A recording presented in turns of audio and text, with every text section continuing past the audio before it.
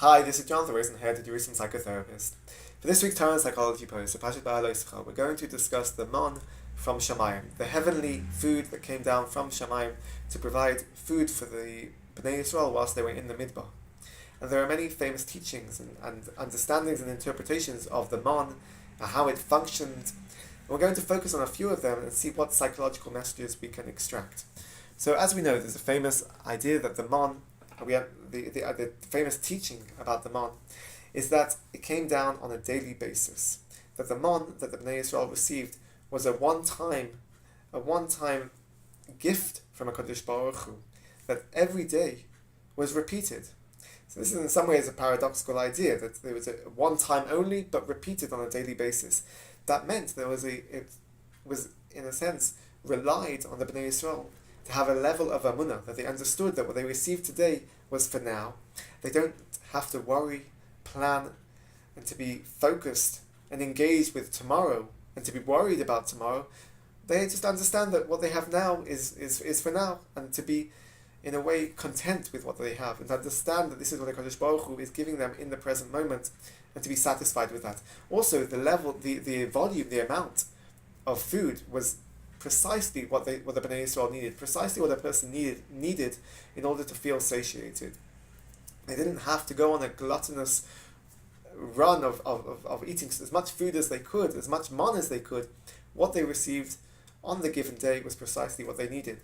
And also we're told that depending on the level of amunah, that would determine how far a person had to go in order to obtain their goal, to receive the manna.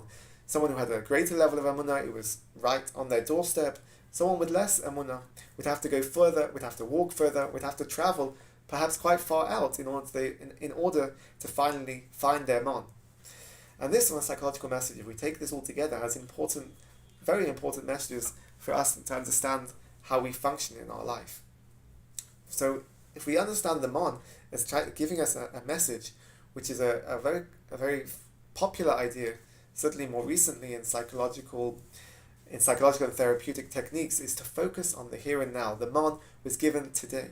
What happens tomorrow is tomorrow, but it's teaching a message of focusing on the here and now, whether it's coming from mindfulness exercises, cognitive behavior therapy. These are approaches that try to teach and give people the skills and the tools to be focused on the here and now.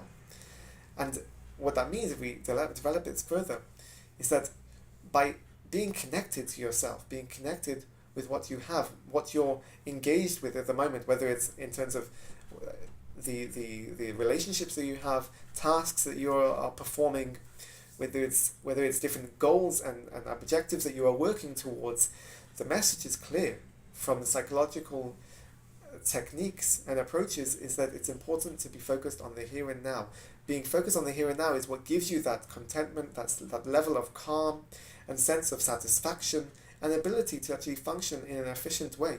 That is in a sense, the amount of manna that Bnei Yisrael received was exactly what they needed.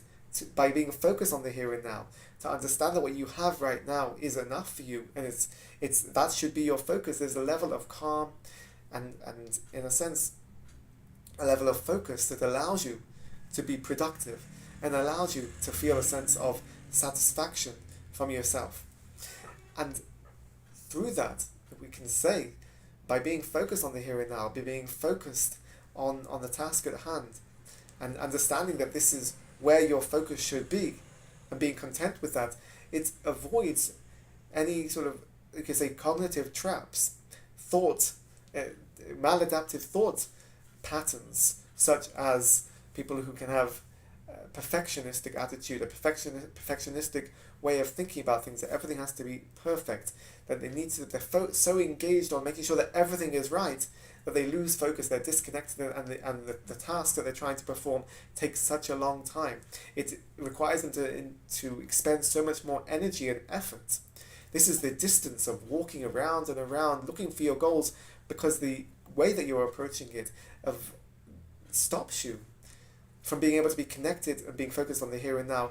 Or whether it's people who are, you could say, overthinkers, that they worry too much, they need to be worried about tomorrow. They need to have a list that is 20 items on the list. They need to make sure that everything is under control, because they are so concerned that there's a level of anxiety and stress that is, you can say, internally induced rather than related to external factors. That it, again, places a person in this endless effort of walking and trying to find their goals, trying to obtain their objectives, trying to find their mon, in other words. And what this message of the Parsha can teach us about the mon is really complements the psychological approaches, as the slogan of mindfulness exercises is to be focused on the here and now in a non-judgmental way, and just to be existing in the present moment. This is what the mon teaches us. The more that we can do that, the more that we can be focused on the present moment and connected to the here and now, will increase our level of psychological emunah, we can say. Psychological emunah, that there is a healthy connection and integration between what our goals and aspirations are and how we are performing and how we are acting and functioning in the present moment, in the day-to-day living. And through that, we will avoid any unnecessary long distance walking and traveling around and expending so much energy in order to achieve our goals and to receive the man that we are looking for. Have a good Shabbos and keep well.